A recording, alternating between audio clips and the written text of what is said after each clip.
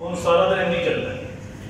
پہلا گاہ خالی چلا گیا تو اس سے ہم برا شگون لیتے ہیں کہ بسم اللہ صحیح نہیں ہے، ہونی صحیح نہیں ہے، پہلا گاہ خالی چلا گیا. تو اس طرح کے توہمات اور ذوفقاتیاں ہمارے دنوں دین کے بدل و دماغ میں جنم لیتے ہیں. تو جس کی حضور صلی اللہ علیہ وسلم نے کہا کہ بدشگونی کوئی حیثیت ہے، تم اللہ کو ماننے والے ہو، تمہارا توکل، تمہارا بھروسہ اللہ کے ساتھ. اشرف المخلوقات ہونے کے باوجود تم پرندوں کے نیچے ہو کہ پرندہ دائیں اڑے گا تو اچھا ہوگا، بائیں اڑے گا تو برا ہوگا.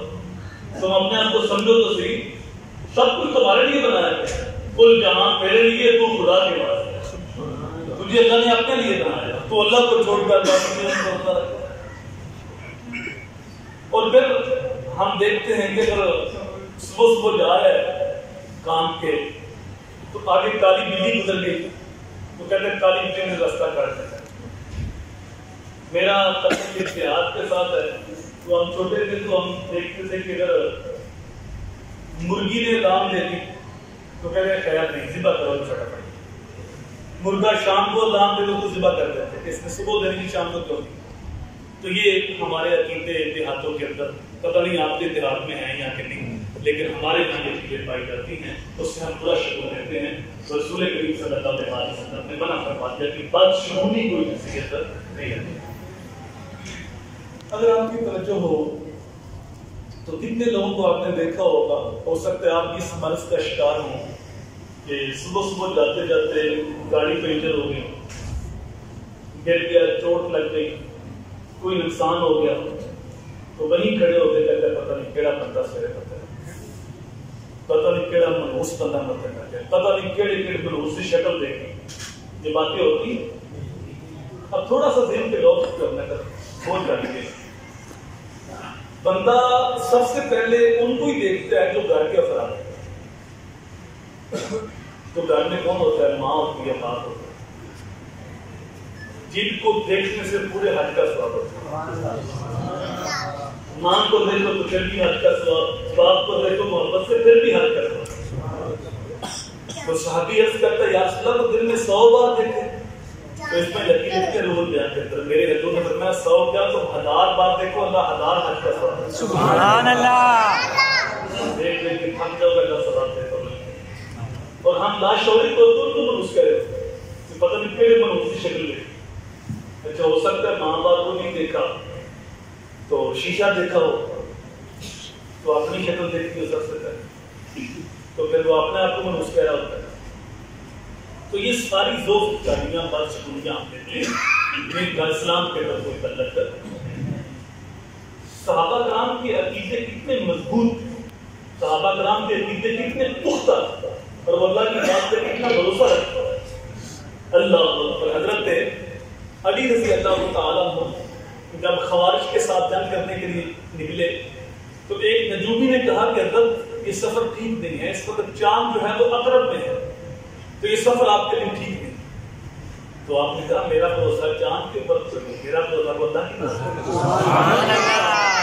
کہا میں نکلوں گا، جاؤں گا تاکہ تو جھوٹا ثابت کر. تو کہتا ہے کہ سفر ٹھیک نہیں اور میں کہتا ہوں کہ میرا بھروسہ اللہ کی طرف، میری تکذیب کرنی ہے. پھر مولا کائنات گئے اور اللہ تعالیٰ نے آپ کو فتح کرا. تو یہ ہمارے اسلاف کا ہے. لیکن ایک ہم ہیں کہ اگر پیچھے سے بیوی نے آواز دے دی نا، گھر سے نکلو تو آواز آ گئی پیچھے سے، تو کام یاد آ گیا تو پھر تمہیں کتنی بات کر پیچھے سے آواز نہ جاتا ہے، سارا دن ہو ایسا نکلتا ہے. بعض کا تو دو کام بھی نہیں جاتے، آج دن خیر نہیں رہنا. تو یہ ذوق اتقادیاں ہمارے معاشرے کی طرف آتی ہیں. حضرت عمر بن عبدالعزیز جب کسی سفر کے لیے جانے لگے تو ایک شخص نے کہا کہ دیکھو چاند کتنا خوبصورت چمک رہا ہے. تو آپ نے اس کی بات کو جان لیا کہ اللہ والے دل کی بات کو جان لیا. اتقوا من فراست المؤمن فإنه ينظر بنور اللہ. میرے حضور نے فرمایا مومن کی فراست سے غلطی سے ڈر جاؤ، وہ اللہ کے دیے ہوئے نور سے تمہارے دل کی حرکتوں کو بھی جانتا ہے. تو حضرت عمر بن عبدالعزیز نے کہا تیرا خیال یہ ہے کہ چاند عقرب میں ہے تو میں سفر نہ کروں؟ سن، ہم شمس و قمر پہ بھروسہ نہیں کرتے، ہم اللہ کی ذات پہ بھروسہ کرتے. سبحان اللہ. ہمارا بھروسہ، ہمارا اعتقاد، توکل چاند سورج پہ نہیں، اللہ کی ذات پہ. تو جب ہمارے غیر کمزور ہوتے ہیں، جب ہم بدشگونی پھوٹ پھوٹ کے بڑھ دی جاتی ہے، تو پھر آپ تاریخ پڑھیے، تفسیر پڑھیے، قرآن پڑھیے، لوگوں نے نبیوں سے بدشگونی کی۔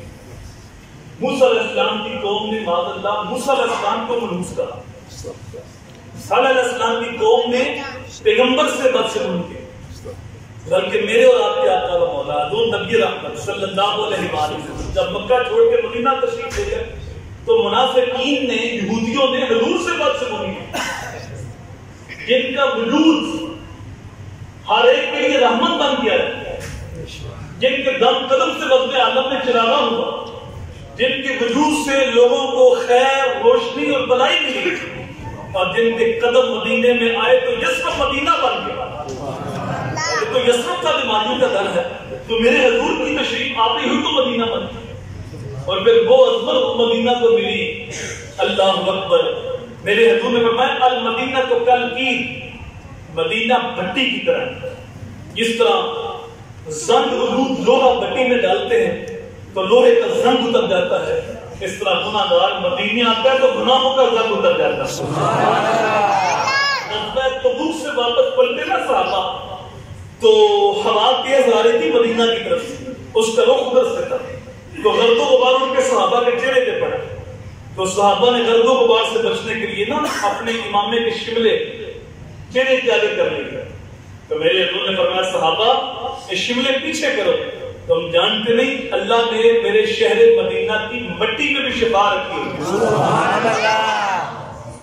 تو وہ یثرب حضور کے آنے سے خیر و برکت کا ذریعہ بنا، اس کی مٹی میں رب نے شفا رکھ دی، لیکن بد نصیب لوگ جو ہیں وہ پھر نبیوں کو بھی معاذ اللہ منحوس خیال کرتے ہیں اور ان سے براشگون لیتے ہیں۔ تو رسول کریم صلی اللہ علیہ وسلم نے فرمایا بدشگونی کوئی حیثیت نہیں رکھتی۔ اللہ اکبر، آج ہم کتنی باتوں سے بدشگونی لیتے ہیں، کتنی چیزیں ہمارے اندر رائج ہیں جن کا اسلام کو کوئی تصور ہی نہیں۔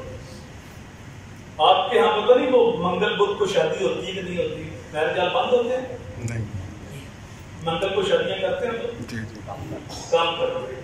کچھ لوگ منگل کو سفر نہیں کرتے، کچھ لوگ منگل کو شادی نہیں کرتے۔ رات کو بھی ایک جگہ پہ تھا تو وہاں میں نے اس موضوع پہ بات کی تو مجھے کسی نے کہا کہ ہاں ہمارے اڑوں میں یہ بات پائی جاتی تھی کہ منگل بدھ نہ جانی پہاڑ متے جتیا بادی جائیں گا ہار، یعنی منگل بدھ کو منحوس سمجھتے تھے کہ تم کو صبر کیا، کام کیا تو جشنے کی بجائے حد ہے، یہ بات انہوں نے لکھی۔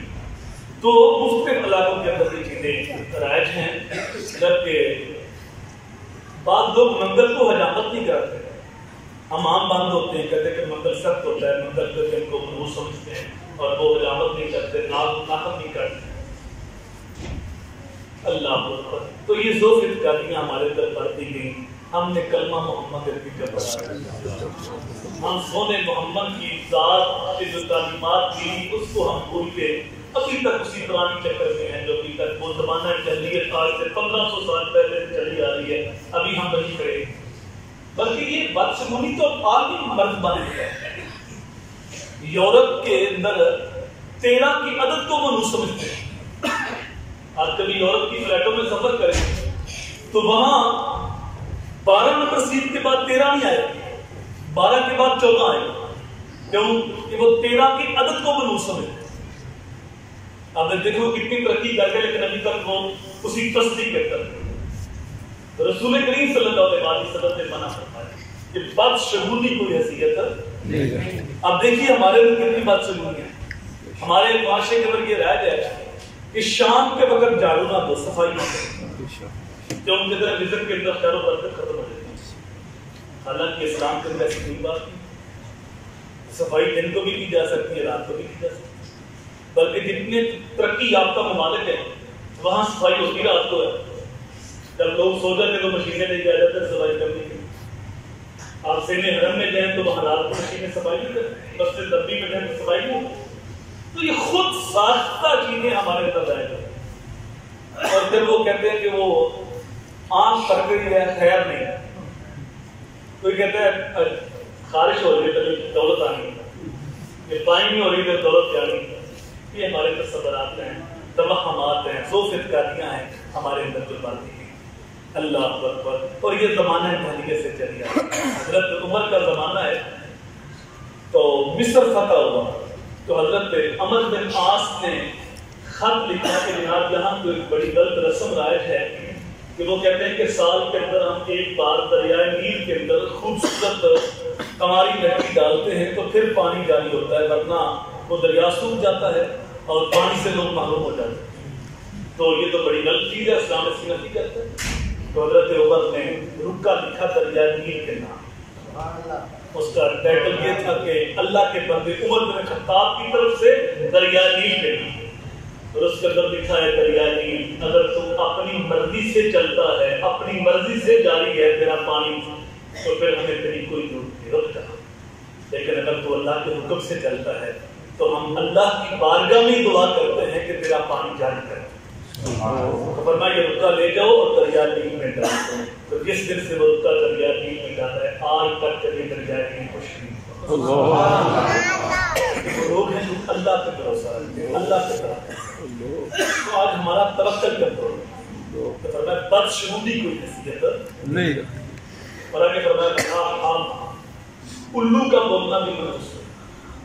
یہ ہمارے معاشرے میں ہے کہ فلانا جہاں ہوتا ہے کہتے ہیں کہ فلاں جگہ الو بولتے ہیں، الو کو منحوس تصور کرتے ہیں.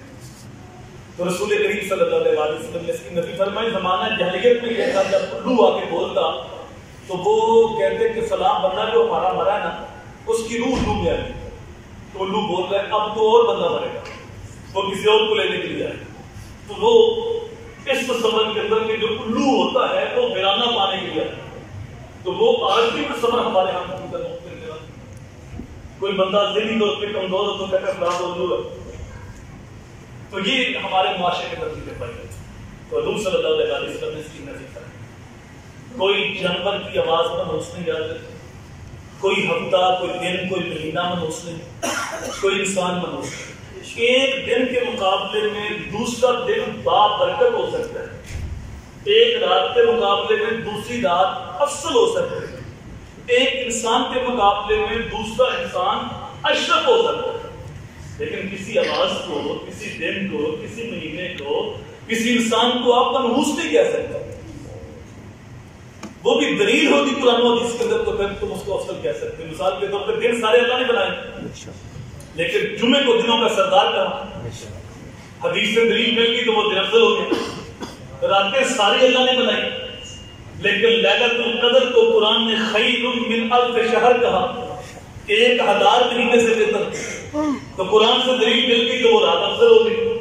اس طرح انسان سارے اللہ نے بنائے، لیکن انسانوں میں اہل ایمان افضل ہیں، اہل ایمان سے علماء افضل ہیں، علماء سے اولیاء افضل ہیں، اولیاء سے تابعین افضل ہیں، تابعین سے صحابہ افضل ہیں، صحابہ سے نبی افضل ہیں، نبیوں سے رسول افضل ہیں، اور رسولوں سے آمنہ کا لال محمد عربی افضل ہیں. سبحان اللہ. علم سے اولیاء، اولیاء سے اور رسولوں سے اعلیٰ، ساری مخلوق سے اولیاء افضل ہیں، اولیاء سے رسول افضل ہیں، اور رسولوں سے آمنہ کا لال محمد عربی افضل ہیں. سبحان اللہ. کسی کو تم افضل کہہ سکتے ہو، ایک کے مقابلے میں دوسرا افضل ہے، برکت ہے، لیکن کسی کو تم منحوس نہیں کہہ. تو رسول کریم صلی اللہ علیہ وسلم نے فرمایا کہ الو کا بولنا منحوس نہیں. ہمارے اندر کبا بولتے نا تو کہتا ہے تو مہمان آنا ہے. تو اتفاق سے اگر اسی دن مہمان آ جائے تو پھر وہ کہتے ہیں میں پہلے کہنا مہمان آنا. تو وہ کوئی ہوتا ہے تکا لگ جاتا ہے، لیکن اسلام کے اندر ایسی کوئی چیز ہے. چوتھا وہ میں ارشاد فرمایا بلا سفر، سفر بھی منحوس ہے. یہ سفر کا مہینہ یہ سارا موضوع میں نے اس لیے جوڑا، حدیث آپ کے سامنے رکھی کہ لوگ سفر کے مہینے کو منحوس سمجھتے ہیں. بالخصوص وہ کہتے ہیں 13 تیزی. یہ جو پہلے 13 دن ہے نا یہ تیزی کے، کیونکہ تیزی کے ساتھ بلائیں اترتی ہیں، مصیبتیں اترتی ہیں، بیماریاں اترتی ہیں. یہ مہینہ منحوس ہے. اور وہ کہتے ہیں کہ اس مہینے میں شادی نہ کرو. مالدار لوگ اس مہینے میں کاروبار نہیں کرتے، سفر نہیں کرتے، شادی نہیں کرتے. کیوں؟ وہ کہتے ہیں شادی ہو تو شادی کامیاب نہیں ہوتی. اگر کامیاب ہو جائے تو پھر اولاد نہیں ہوتی. اگر اولاد ہو تو اولاد نیک نہیں ہوتی. یہ ساری چیزیں ہمارے معاشرے کے اندر پائی جاتی ہیں. اللہ محرم سفر میں شادی نہیں نہ ہوتی. کیوں ہوتی؟ بندہ ملک جاتا ہے 2 مہینے کی چھٹی آیا ہے. اب وہ دادی اماں کہتی کہ محرم سفر کٹ کے شادی کرے. تو اس بیچارے کی محرم سفر نکلے چھٹی رک جاتی. وہ نکاح ہوتا ہے 2 دن کے بعد وہ بات کرے. تو یہ لیکن ہم اپنی رسومات کو چھوڑنے کے لیے تیار ہیں. تو کہتے ہیں شادی اگر شادی چلتی تو اچھا جو باقی 11 دنوں میں شادیاں 11 مہینوں میں شادیاں ہوتی ہیں وہ کیوں نظام ہوتی ہیں؟ ان کی کیوں طلاق ہو جاتی ہے؟ میں وہ ایک دانشور کا فلم سن رہا تھا جس کو کربلا وہ ہیں وہ قاسم شاہ صاحب. تو 2018 کی بات کر رہے تھے. کہتے ہیں میں نے سروے کیا سپریم کورٹ کے اندر کہ 1 سال میں کتنی طلاقیں لاتے ہوئے 2018 کی بات. تو پورے پاکستان کی بات نہیں کی, صرف صوبہ پنجاب میں جو طلاقیں لاتے ہوئی ہیں وہ کہتے ہیں کہ وہ 2,35,73,000 طلاق 1 سال کے اندر صرف 1 طلاق کی شرح اتنی بڑھ گئی. پہلے مرد کے پاس سب سے بڑا ہتھیار جو تھا وہ طلاق کی ترقی. انسان بن جاتا میں طلاق دے دوں. اب جو عورت جو ہے وہ خود طلاق مانگتی. کس طرح سبزی کے ساتھ دریا نہیں فری مانگتی اس طرح وہ طلاق مانگے گی. خود دعویٰ کرتا کھلا لیتے حالانکہ وہ اس کے نکاح ہوتا ہے ہوتا ہے لیکن وہ کچہری میں کتنی کیسز ہوتے ہیں. تو یہ چیزیں ہیں اگر نہیں چلتی تو باقی مہینوں میں نکاح ہوا تو اور اگر سفر کے اندر ہوا تو لوگ کہتے ہیں شادی کامیاب نہیں ہوتی. سنو میرے آپ کے آقا و مولا حضور نبی رحمت صلی اللہ علیہ وسلم کی شادی حضرت خدیجہ کے ساتھ سفر کے مہینے میں. حضرت سیدہ فاطمہ کی شادی مولا کائنات کے ساتھ سفر کے مہینے میں ہوئی. لوگ کہتے ہیں شادی کامیاب نہیں ہوتی. اس سے بڑی کامیاب شادی بھی ہو سکتی. لوگ کہتے ہیں کہ اگر شادی کامیاب ہو تو اولاد نہیں ہوتی. اللہ نے میرے نبی کو 3 بیٹے اور 4 بیٹے بتائے. اللہ نے سیدہ فاطمہ کو حسن و حسین اور سیدہ زینب بتائی. کہتے ہیں اولاد ہو تو اولاد نیک نہیں ہوتی. سیدہ فاطمہ سے بھی کوئی نیک ہو سکتا جو ساری رات مصلے پہ گزارتے تھے اور فجر کی دانی ہوتی تو روک کے عرض کرتی ہماری طرح تیری راتیں چھوٹی ہیں تیری بندی کا دھوکے بندی پورا نہیں ہوتا. ایک رات تو ایسی بنا تیرے نبی کی بیٹی کی بچے. اللہ نے مولا کائنات کو حسن و حسین جیسے بیٹے جو جنت کے جوانوں کے سردار سیدہ جنتی عورتوں کے سردار. لوگ کہتے ہیں کہ اس مہینے میں سفر نہ کرو بڑا منحوس ہے. سنو میرے آپ کے آقا و مولا حضور صلی اللہ علیہ وسلم نے جو مکہ شریف چھوڑ کے مدینہ منورہ کی طرف سفر کیا ہے وہ سفر کے مہینے میں کیا ہے. تو کتنا خیر و برکت والا وہ سفر ہوا. مدینے کے اندر کیسی بہار آئی اور پھر اس سفر کے نتیجے میں فتح مکہ ہوا اور پھر اسی سفر کے نتیجے میں پوری دنیا میں اسلام کے جھنڈے گہرے. تو یہ ذوق کی کامیاں ہمارے معاشرے کے اندر ہمیں ان سے نکلنا چاہیے. فرمایا کوئی آواز منحوس نہیں, اردو کا بولنا منحوس نہیں اور سفر کا مہینہ بھی منحوس نہیں ہے. کہ ہم خود پال لیتے ہیں اپنی طرف سے. وہ بوڑھے بزرگ یا بوڑھی مانیاں بالخصوص جو ملنگ بابے ہیں نا آج کل کے تو ان کے پاس بیٹھنے والے کے عقائد کمزور ہوتے ہیں لیکن جو علماء کی صحبت میں بیٹھنے والے اس کے عقائد مضبوط ہوتے ہیں کیونکہ اس نے قرآن و حدیث سے بات کرتے ہیں. اور ملنگ بابے کو مجبوری ہے کہ اگر وہ اس طرح کی باتیں نہیں سنائے گا تو اس کی دکانداری نہیں چلے گی. تو دکانداری چلانے کے لیے اس کو یہ باتیں کرنی پڑتی ہیں. گڈولی وہ لوگ پھر ہمارے اتوار کو چوکی بیٹھتے ہیں اس کا اللہ نہیں کرتے تو اس کی یہ مجبوری ہوتی ہے اس طرح کی باتیں کرتا ہے. اور ان کا دامن چھوڑ کے علماء کی صحبت اختیار کرنی چاہیے. رسول کریم صلی اللہ علیہ وسلم نے اس دور کی نشانی دی. ورنہ ایک وقت ہے کہ لوگ علماء سے فقہاء سے دور باتیں ہیں. یہ حدیث سنیے اور دیکھیے کیا وقت آ رہی ہے کہ ہمارے اوپر مسلط نہیں ہوگی. تیاری زمان اللہ مدی پھر رول اپنا علماء والفقہاء. ایک وقت آئے گا لوگ علماء سے فقہاء سے دور پر ہیں کیونکہ ان کی صحبت میں بیٹھیں گے تو قرآن و حدیث کا پیغام ملے گا, عمل کرنا پڑے گا. لیکن وہ نہیں بیٹھے. وہ تو جائیں گے کسی ایسے ملنگ کے پاس کہ جو پھونک مار کے گرا دے, پھونک مار کے کھا دے. وہاں وہ جب بیٹا لگائیں گے وہ قرآن و حدیث سنانے والا بابا بال اس کی سفید ہو گئے, 70 سال ہو گئے, قرآن شیخ القرآن بن گئے, شیخ الحدیث بن گیا, لیکن اس کے پاس 50 لوگ نکلتے ہی ہوئے اور جمہوری شاہ کے بیٹھ گیا, پورا شہر وہاں ڈال گیا. تو فرمایا کہ وقت آنا, جب یہ وقت آئے گا تو اللہ میری امت کے اوپر 3 مصیبتیں نازل کرے گا. پہلی مصیبت ابا الحضر فبرکت من کسب, ان کے رزق سے برکت اٹھ جائے گی.